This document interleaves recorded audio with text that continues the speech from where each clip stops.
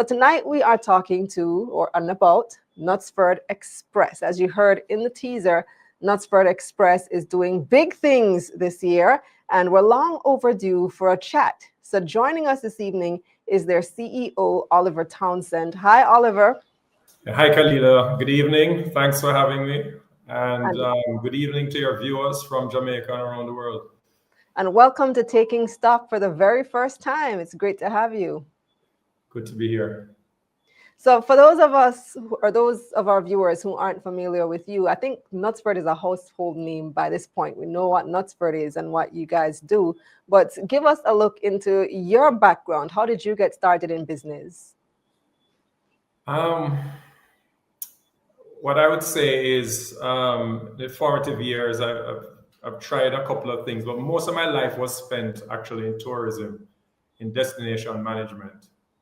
And I actually have or had a lot of experience, or quite a bit of experience in tours, organizing tours, transportation, and that sort of thing. So that aspect of the business kind of came naturally. So how did the idea for Knutsford Express come about, and how did you come to be involved? So 2006, we go back 18 and a half years. And if you were on either side of the island, and when I say either side, we're speaking about just starting Montego Bay and Kingston being the two larger, our capital and our other city. And you considered you needed to go across the island. And the question is, what are your options in traveling around the island to get there, let's say, safely, in style? The type of solution that you'd have little trouble putting your loved one on. And so, just like other persons having that question played in their minds, I was no different. A few years before that, I was journeying to Kingston once a week with two classmates to accomplish a MBA. And of course, our only option was, of course, to drive. I was a designated driver in that case. And that's how we got around. And so everything coming around would lead you to, how do you solve that problem? And I would have to say that I think the background experience that we had, and I guess the resources, to some respect, the resources we had at our disposal allowed for us to successfully do it. But of course, Khalila, with all things, it's not straightforward, you know. And one of the things, the feedback in research that one got was, you know, going in a bus wasn't deemed or considered to be something that would really attract a lot of people to, especially when you consider what existed at the time. So we had to really create or curate a service that would have our future customers and passengers feel at ease. And so we had to create this service that offered service at a certain level. The name mattered. How we did it absolutely mattered in our consideration. And so we also decided to mimic the experience or feeling that one got when one traveled, you know, when you fly abroad or so on, you know, that fuzzy feeling you get. And so we recreated that whole situation where we'd be leaving on time. We would be giving that type of service. So our drivers at the time, before they were called before our talented drivers became customer transportation officers, we would be dressing us in a particular way, and also in consideration of motorists and other people who had an option of driving themselves. we would, our driver, for example, would introduce himself and give a pre-see on, what the trip would be like in terms of duration, the features of the bus, of the coach, the experience, the stops, and of course that we'll be stopping nowhere. And in the beginning, let me see if I understand you correctly, though. So you're saying that in the early days, you had to create the demand for a Knutsford Express. Was it that the people you were targeting for this service didn't feel it was prestigious enough to ride the bus? Yes, because what was their reference point? What was the reference point? I guess if a lot of folks had lived, I guess, in the UK or the US, they might have had a different reference point. So it literally was, as we say, one cocoa full basket, because the first few days was one person, two persons, one person, two, three. But what we did see was incremental improvements. And when I mean incremental improvements, I mean like one person to two to three to two to four, and the response was pretty good. And despite needing every dollar and every seat, we decided that we weren't going to, because there are a lot of requests then, Kalila, where let's say folks are coming off or needed to come off closer to Constant Spring Road. Can we get off there, and can we do this and that? And we stuck to it. No, we only go from point to point for safety. Safety is one of our guiding values in more than one respect. And no, we only go A to B. That's it. We don't stop ahead of time. We don't delay the bus either, intentionally, that is. And in the early days, I would have been in Kingston and the bus would have left me. I didn't have the power to stop the bus. And that was what it was. And so we continued from there and steadily it grew, it kept going on. Then we added stops. So Ocho Rios was the first addition early on. And then later, Falmouth came into being. 2-3 years, I think 3 or 4 years in, we thought that Mandeville would have been a good prospect in terms of connecting Kingston with Mandeville. And there we tried, we stuck in there, but the ones never went to twos. Well, you're there now, and it works. Yeah, so the ones from the day before, you can't get on. Yeah. So we really are really happy about the response the market has made from the customers, and we are striving and continue to strive to meet the highest standards. And we're not stopping here. Work isn't done. There's a lot to do. And we're on it. We're on it.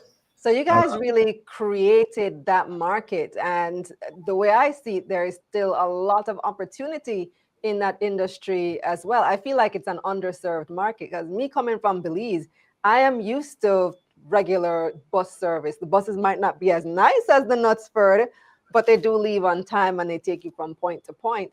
Unlike, what the regular buses here are like, where you just have to sit down and wait till the bus full before it leaves. Having that reliable, comfortable, luxury bus service like the Knutsford, I think there is even more demand than what you are able to supply right now. That's how I see that. Do you see it the same way? Yeah, there's a lot of headroom for growth, for sure. And that's how we feel. And in the last 2 years, we have reinvested close to $2 million in equipment. And we have also more state-of-the-art equipment coming. And we see there is still, yes, more potential. And we're happy to be part of the whole transport ecosystem in the country. And there is, there are opportunities. In fact, we currently serve 13 of our 14 parishes. And we anticipate in January opening or starting to serve St. Thomas at Morant Bay. And that will complete our, not complete, but that will have us covering the entire island. And when the coastal road is finished between Morant Bay and Port Antonio, then we could almost have someone circumnavigate, yes, the island. It would be probably possible to circumnavigate the island in a day, you know. And we're really excited about also opening up direct connections for Morant Bay would be to maybe, I think, 16 other locations to the entire island and vice versa. Yeah, because that part of the island is about to blow up in terms of business opportunities, tourism, and all of that because of the new highway. I see a couple of really good comments on here, so let me take them. Richard says, I love the Knutsford Express experience. Kish says, I enjoy taking Knutsford Express. It's similar to Gatwick Express here in London. And then we have a question. Garvin wants to know, do you see Knutsford Express offering chartered flights between Kingston and Mobay? I would say never to anything. You know, never say never to anything. But we are not naive enough to understand that the aviation industry is yet another another world. And so I would say never say never. But that wouldn't be, that's not on our, let's say, short-term plan right now. Yeah, another underserved area, air transportation across Jamaica, indeed. Being able to get from Kingston to Mobay, Kingston to Negril quickly and conveniently is a big service. Royston says, I love the Knutsford Express shipping service. The shipping is separate from the courier. How does this one work? Well, I suspect that Royston is referring to the courier service that we have that goes, runs between 19 locations, 13 parishes in Jamaica. And that was a feature that we began with a long time ago, and it continues to grow.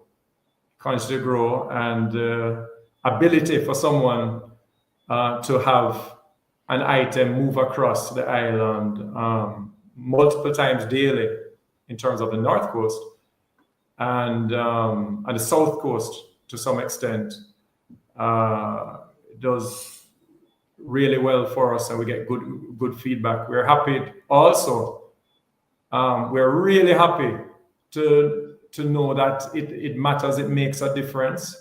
Because there are several entrepreneurs and small businesses that are basically allowed to easily, same-day service, open their products to the entire island. And we take great pride in that. In fact, that is an area that we look to really build out on, you know, with the upgrading we're constantly upgrading our depots and offices, and we're looking forward to doing some of the larger ones to really lift that experience, that passenger and customer experience to another level. So let's talk about your numbers, because you guys had a pretty good year. According to your annual report, you have a 12% increase in revenue up to 1.9 billion. That's almost call it 2 billion. And net profits were also up 2% to 309 million. So what's driving these increases? Well, to start with, I think we've been answering the needs of the core business. Our revenue has gone up, and we almost hit that 2 billion mark, which I think we're going to be there, obviously, and above this year.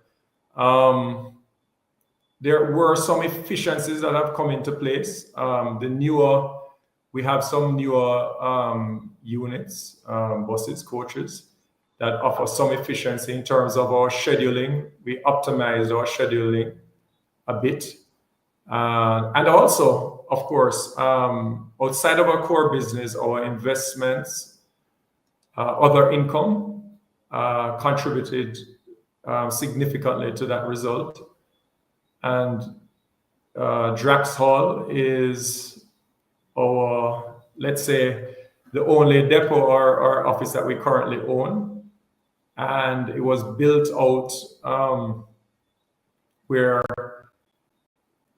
there are quite a bit of opportunities for revenue there from lease rental, and also, we run a cafe there, and there are quite a lot of other things that come into play, and we'll be looking at that as a model potentially for future developments. In fact, we're working on a project in Mandeville that will offer a version of that offering. Oh, so you're going to be moving from the current location in Mandeville?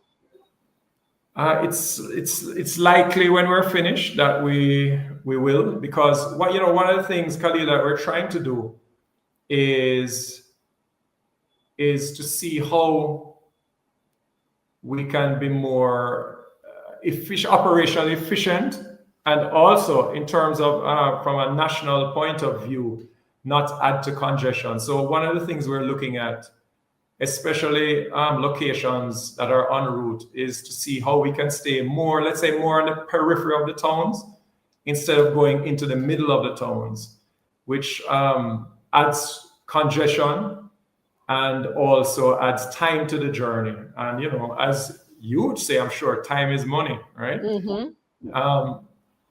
And so, but we'll have more services there with the opening of the highway. We're excited about that. We'll be considering, especially between Kingston and Mandeville, of perhaps upping our fleet there in terms of having a double-decker service, that kind of thing, between Mandeville and Kingston.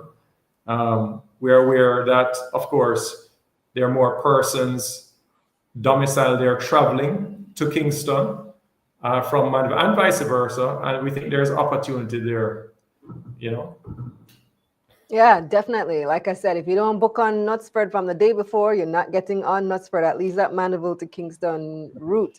So in January of 2014 is when you initially listed on the junior market of the Jamaica Stock Exchange. So that means your 10 years tax benefits are up.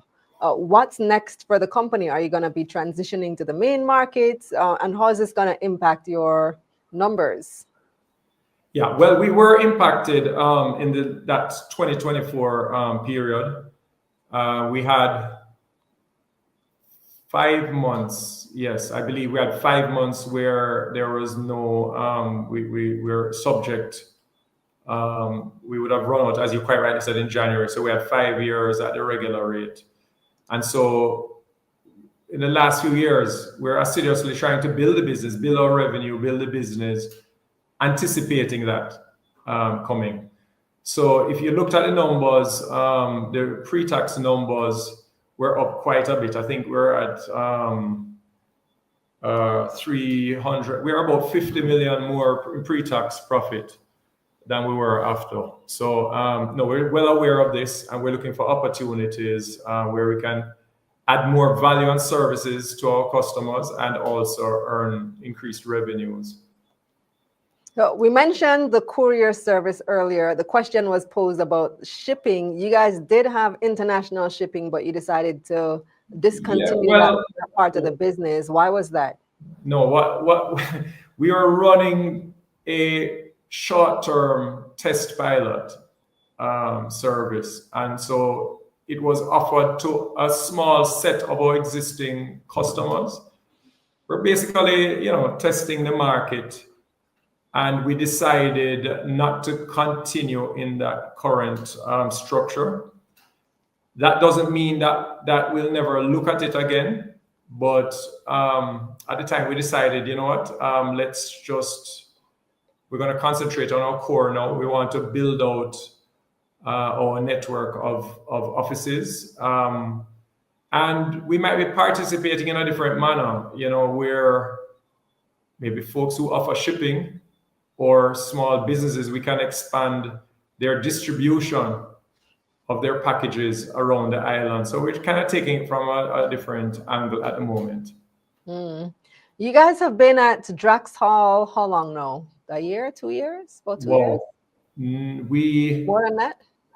No, we began operating. We have been operating there, I believe, close to 4 years, 3.5 to 4 years. Oh, okay. Yeah. At least 3 years, 3.5 years.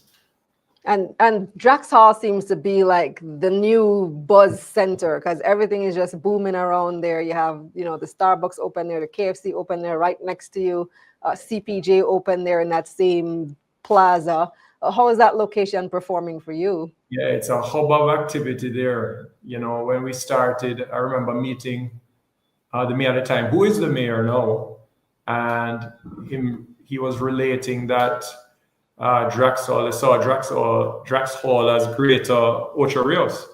And we felt it and could see it there. I mean, as I said, we are considering the fact that we're losing 20 minutes a day going in and out, So it was a no-brainer for us. We were the big thing there 2 years ago. Now, I tell you, now that place has blown up. There's a lot of activity there. It's doing very well for us, I must say. There's a lot of traffic there now too. I think largely because of the KFC. A lot of traffic, and it's a call to the powers that be to see how we can open the flow of our road network. I tell you something, I think our experience going around the island is sort of telling us now that our road network, I mean, apart from the highways, which are fantastic, don't get me wrong, they're great. We love them. We love the highways. All the other A1 roads circumnavigating the island, that 40, 50,000 cars a year or vehicles a year that we add to the roads, is reaching a point of the straw that broke the camel's back. Yeah. And so, we are looking forward to seeing the announcements have been made that the road will be dualized from where the highway exits to Barrett Town in St. James. And we wholeheartedly welcome that. And perhaps consideration needs to be given to dualizing a lot of the roads. Almost every town, at certain times of the year, you have a lot of congestion. So that's one opportunity, I think, that will allow the economy to jump again quite a bit. So I'm going to take a couple questions from the audience before we go. Jamar wants to know, is the Knutsford team considering entering the car rental space? Jamar, not at the moment. We tried... we tested, we had a few cars and we're testing like a ride and drive scenario. But we might be partnering with a rent-a-car establishment in that. Who knows? That's something that we're looking into. But no, we are not looking to go directly into the car rental space at this moment. Jordan has a question. Will there ever be emergency bus units for movement between cities in the nighttime? Okay, emergency bus units. I'm not sure what Jordan means, emergency bus units, but let me say this, we're looking at our schedule and we believe there is a time or there will be days, because we're looking at doing like an asymmetric kind of schedule. Where on certain days where there is demand, we will run a red eye or a late bus. That's something that we have on our future palette. Something worthy of consideration. Also, we'll be looking with the growing fleet, to deploy extra units in different areas of the country, where one will be able to respond to demand coming up quite quickly. And the last question comes from Sean, who wants to know, do you have any plans to diversify the business line anymore? Okay, diversify the business line anymore. Let me see, what is that alluding to? Well, I I'm going to guess, Sean, that you're thinking of maybe having a business line. There are some jurisdictions or countries that even have a line that is on another level. And these are things that we'll be assessing. And, you know, if the demand comes up, we'll certainly look to offer a service like that. So any further plans for expansion, or what about outside Jamaica? Yes, we have gone to other jurisdictions and so on, but we're not, you know, we're not really drinking too much of our own Kool-Aid, you know. Every environment is different, but we're continuously, we have been to several countries and we have looked, and you know, everything is possible. But of course, we're going to do our due diligence properly, you know, assess fine details before we make a move anywhere or any sort. We're really going to take a nice look at it, you know, to ensure it's a proper fit for our service. Well, thanks, Oliver. Anything else that you'd like to share before you leave? No, just to agree with you that there is a lot of headroom for a lot of opportunities. The tourism market, the tourism numbers have been increasing. There are new hotels, resorts being built. We are moved by the fact that over a third of our arrivals are independent travelers, many of whom are staying in Airbnbs. We think that lends well to a brand like ours, where our relationship with our customers are like, you know, basically one-to-one. There are a lot of opportunities in that area. Our subsidiary, we've been doing some work in the tourism market, serving, for example, like we do some work with cruise ships and so on. There'll be a lot of opportunities there for us in terms of charters, doing more organizing transportation for bespoke large events and stuff. So there's a lot of potential there. Domestic tourism also, you know, taking folks out. So there's really a lot of work for us to do, and there's a lot of business. Absolutely. Well, thank you so much for that update, Oliver. I look forward to further growth from Knutsford Express.